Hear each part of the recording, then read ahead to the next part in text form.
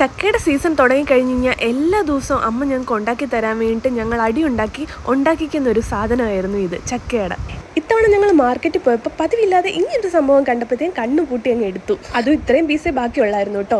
ഇത് പച്ചയായിരുന്നു വാങ്ങിച്ചപ്പം. എന്ത് ചെയ്യണമെന്ന് പിന്നെ ആലോചിച്ചിരുന്ന് 2 ദിവസം കഴിഞ്ഞപ്പോഴത്തേക്ക് ഇത് പഴുത്തു. പിന്നെ ഒരു ഡൗട്ടും ഇല്ലായിരുന്നു എന്താണ് ഉണ്ടാക്കേണ്ടതെന്ന്. അപ്പം നമുക്ക് എൻ്റെ ഫേവറേറ്റ് ചക്കയുടെ ഉണ്ടാക്കാം കേട്ടോ. ചക്ക പൊളിക്കുന്ന കൂട്ടത്തിൽ ഒരു കഥ ചൊല്ലട്ടുമാ. പണ്ട് എനിക്ക് സ്റ്റീം ചെയ്തിട്ടുള്ള ഒരു ഫുഡും ഇഷ്ടമല്ലായിരുന്നു. പുട്ട്, അട, അങ്ങനത്തെ ഒരു സാധനങ്ങളും എനിക്ക് ഇഷ്ടമല്ലായിരുന്നേ. പക്ഷേ ഇതുണ്ടാക്കുന്ന ദിവസം ഞാൻ കഴിക്കുമായിരുന്നേ. അതും പ്രത്യേക രീതിയിലായിരുന്നു കഴിക്കുന്നത്.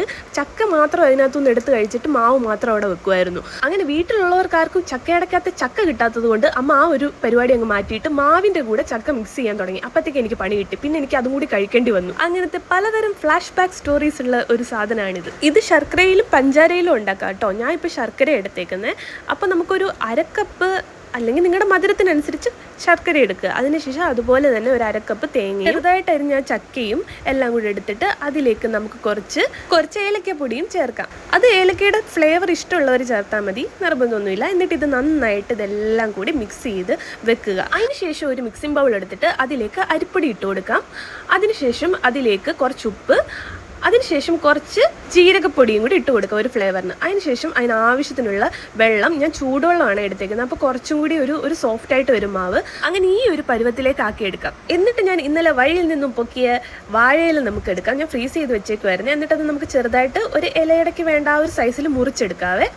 ഈ വാഴയിലയുടെ കാര്യവും ഭയങ്കര കോമഡിയാണ്. ഞാൻ ഹിന്ദിയിൽ തെറിയൊക്കെ കേട്ടു ഇതിനു വേണ്ടി. പിന്നുള്ള കാര്യമൊന്നും എക്സ്പ്ലെയിൻ ചെയ്യേണ്ട കാര്യമില്ലല്ലോ. ഇല എടുക്കുക, അതിലേക്ക് മാവ് പുരട്ടുക, അതിനുശേഷം നമ്മൾ മിക്സ് ചെയ്ത് വെച്ചിരിക്കുന്ന ആ ഒരു മിക്സ് അങ്ങനെ മണ്ടക്കത്തേക്ക് തേച്ച് കൊടുക്കുക. അത് എത്രയാണോ വേണ്ടതെന്ന് വെച്ച് കഴിഞ്ഞാൽ അതേ പരുവം. അതുപോലെ തന്നെ നമ്മൾ ഇടുമ്പം അത് മടക്കുന്ന സമയത്ത് അത് പുറത്തു പോകാനും പാടില്ല. അതുപോലത്തെ കുറച്ച് ഒരു എത്രയാണോ വേണ്ടത് അതിനനുസരിച്ച് തേച്ച് കൊടുക്കുക. അതിനുശേഷം ഇല മടക്കുക. അതിനുശേഷം ചെറുതായിട്ടൊന്ന് അറ്റമെല്ലാം ഒന്ന് പ്രസ് ചെയ്ത് കൊടുത്താൽ നല്ലതായിരിക്കും. അല്ലെങ്കിലും കുഴപ്പമൊന്നുമില്ല. എന്നിട്ട് നമുക്കത് ഒരു ഇഡ്ഡലിക്കുട്ടോ എടുക്കുക. അതിലേക്ക് നമ്മുടെ എല്ലാ അടകളും ഇങ്ങനെ നിരത്തി വെക്കാം. അതിന് ശേഷം അത് അടച്ചു വെക്കുക.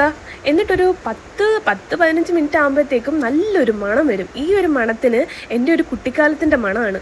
ഒത്തിരി നാളായി ഞാനിങ്ങനെ ഇത് കഴിച്ചിട്ട്.